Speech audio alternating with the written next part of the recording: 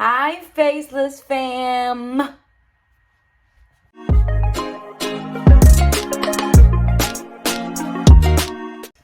Hola, mundo. Hello, world. So before we move on, don't forget to like and subscribe if you haven't already. Thank you if you have. And if you're new to my channel, thank you for being here. I hope you stick around, look at my videos, and I hope you like it. But anyhow, please like and subscribe. So for today's Truth Bomb Thursday, I decided it would be a great idea to do this video on... I have almost been forgetting about this though, and I shouldn't, because we celebrate Hispanic heritage, which I didn't do a video on. I did a lot of stories on my Instagram. If you don't follow me on my Instagram, yeah, follow me now.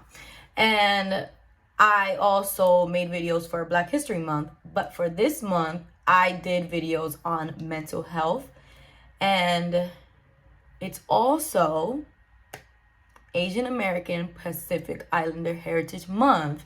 So for this video, I decided it's a great idea to choose Asian Americans, Pacific Islanders that happen to be American that you may or may not know already. And I think that we should definitely celebrate them.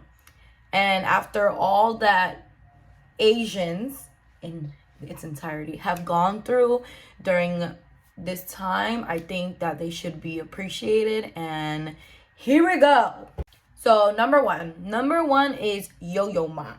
If you don't know who Yo-Yo Ma is, now you will. I'm gonna read some of the little stats that this person had or has, because they haven't died yet. Wrong hand too. Okay, whatever. But yes, Yo-Yo Ma is a Chinese American classical musician and performer. He was born in Paris, France, but grew up in New York and was raised and educated in New York City. So he's an American, y'all. And he is from Chinese descent. So he is a musical prodigy who began... Okay, I think I'm a little illiterate today. Who began performing at the age of 4. Maybe I'm illiterate like every day though. At the age 4, a graduate of the Juilliard School, okay, and Harvard University. All right. And Ma has performed as a soloist with orchestras around the world. I already knew who Yo-Yo Ma. I was gonna say Mojo. Okay, Jojo Ma is because he's done many performances with many people that I like for example Alison Krauss. If you don't know who that is, I'll give you a little snippet of something that you may have heard, so don't judge me, but I always gotta give you a little something, okay? So here we go. The smile on your face lets me know that you need me. It's the truth in your eyes saying you'll never leave me. The touch of your hand says you... I said says like 6. Okay. Says you'll catch me whenever I fall. You say it best when you say nothing at all. Okay. So yeah, he didn't use his instrument for that song in particular, but I'm just trying to give y'all a little reference to like who she may be. But yeah, he has been awarded so many prizes because he's like the best of the best. And he also in People magazine got sexiest classical musician.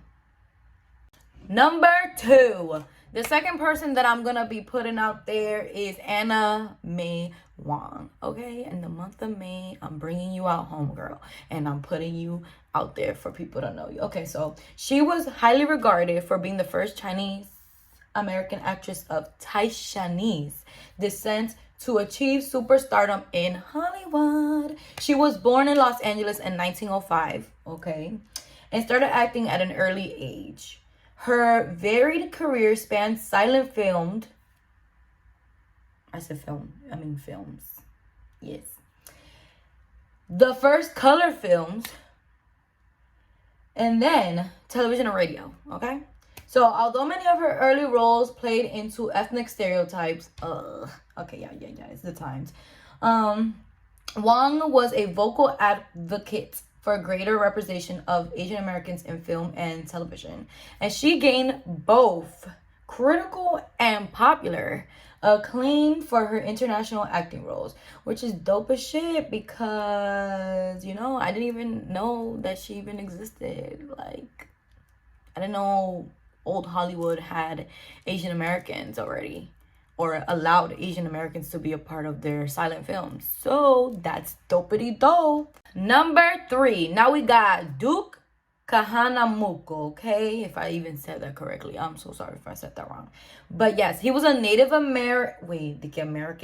Hawaiian Olympic gold medalist, surfer, and actor. Like, triple threat. So his nickname was the Big Kahuna. I think I've heard that before, like the nickname before. But he was a towering figure in the world of sports and entertainment. He was born in Hawaii in 1890. He was a 5-time Olympic medalist in swimming, having competed in the 1912 Olympics in Stockholm, the year that Titanic sunk. Anyhow, and in 1920, he went to the Olympics in Antwerp. Tell me how to sound that. Okay, yeah, I'm not going to be able to say it. And then the 1924 Olympics in Paris. I love Paris. So, Kahanamoku also was an alternate for the U.S. water polo team at the 1932 Olympics in Los Angeles. Following his trailblazing athletic career, Kahanamoku worked as an actor, sheriff, and surfer, helping to popularize the Hawaiian sport of surfing to a new generation of new surfers in Hawaii. So it's pretty dope too. I guess I love that word today. Dopey dope. Number 4. The fourth person that I am going to mention is Dr. Kazu Togasaki. So basically, Dr. Kazu Togasaki. Okay. Togasaki. There we go. Mad respect. She was... Well, let me just tell you what it says here. Let me not try to say it myself. Okay. So after witnessing the 1906 earthquake in her hometown of San Francisco, California, she wanted to work in the medical profession. Despite graduating first in her nursing class, she was unable to find any kind of work because they didn't use Japanese nurses. The staff just wouldn't allow it. So she later attended the Women's Medical College in Philadelphia, Pennsylvania, graduated in 1933, one of the first 2 Japanese American women to earn a medical degree. During World War II, she was sent to a internment camp, with other Japanese Americans where she was offered her medical services to others in the center, especially pregnant women. In 1 month at the camp, she delivered 50 babies and led an all-Japanese American medical team. After the war, though, she returned back to San Francisco. Like, that's what she knows, and established her own medical practice where she delivered more than 10,000 babies before she died at the age of 75. Oh, no, she didn't die. She retired. My bad. I just assumed so, but yeah. You already know a word, I think.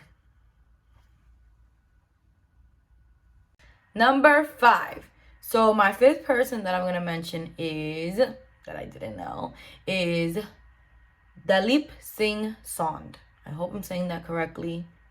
But yes. In 1954, he became the first Asian American elected to the U.S. Congress. That's a big whoop, y'all. He was born in India in 1899 and came to the United States to study math in 1920.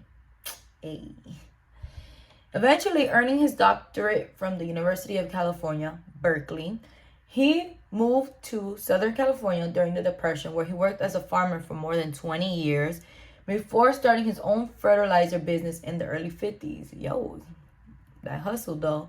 Though he became politically and socially active, Sond wasn't able to run for office because federal law prevented him from becoming a U.S. citizen. People ask, Why aren't people citizens right away? Sometimes people that are in power make things harder for people who want to do the right thing. But anyhow, gonna move on. So, after working to overturn that policy, he became a citizen in 1949 and soon ran for office as a local judge. He served 4 years as a judge before finally being elected into the Congress in 1954. Number 6. So the sixth person that I'm going to mention is the creator of the USB. Super duper important, guys. So the creator of the USB was somebody known as AJ Bhatt. I hope I'm saying it correctly, okay? So although Indian American computer architect AJ Bhatt had a hand in developing a range of computer-related technologies, the one he's best known for is the Universal Serial Bus. Yeah, that's the name of a USB. So better known as the USB. After emerging on the tech scene in the late 1990s, the USB became one of the most popular ways of transferring data from one device to another. The invention elevated Bhatt to a celebrity status in the computer world.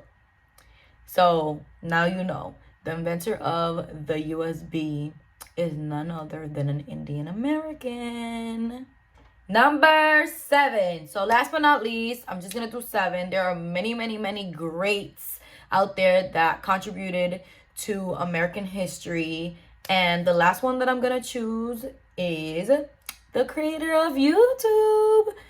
Hey, shout out to YouTube, right? So the creator of YouTube is called, this one is a co-founder, okay? Well, the co-founder, which is Stephen Chen, it says, 2 widely publicized but very different events from 2004, Janet Jackson's wardrobe malfunction at the Super Bowl and the deadly tsunami that ripped through parts of Asia, gave Jawed Karim the idea for a video sharing site.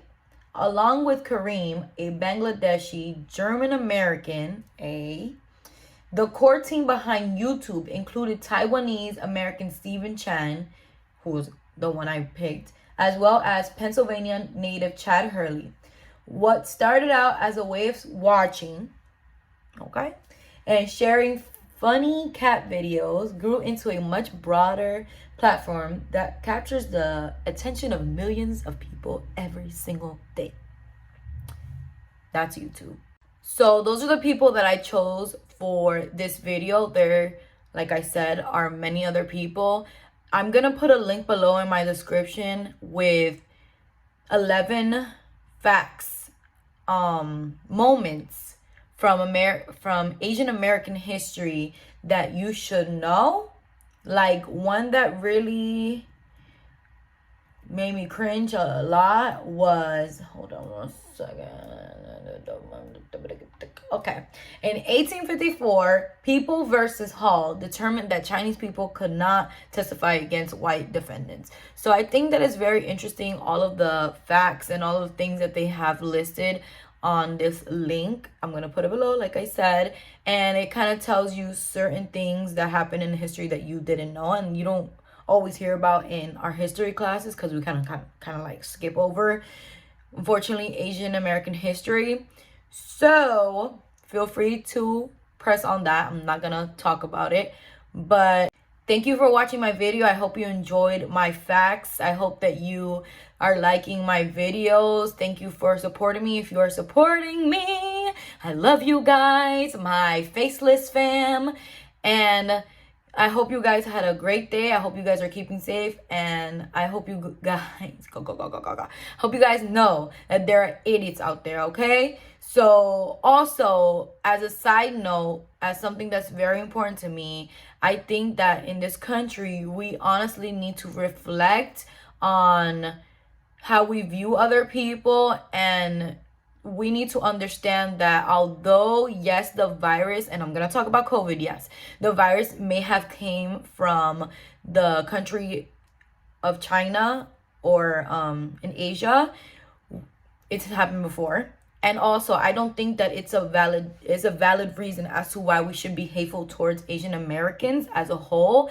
I think that we need to stop hating on minorities in general. We are all minorities in some way or another because we are immigrants. Even white people who came from certain places like Ireland, even though some of the hatefulness cannot be compared, at the end of the day, there's a such thing as hate, and that's just something that I definitely cannot tolerate as a human being. And I think that seeing these videos during these times of people doing really heinous things to especially older Asian American people, it really makes me feel some type of way. And I always think that what you wouldn't do to your mom, why would you do that to somebody else? If you couldn't think of doing that to your mom, why would you do that to someone else? And that's just what I have to say. And I, like always, want to thank you guys for hearing me out. This is my space, my safe place to say what I want to say. If you don't always agree with me, that's great. That's because we live in the United States of America, and what I have to say may not always resonate with everybody that I am talking to right now.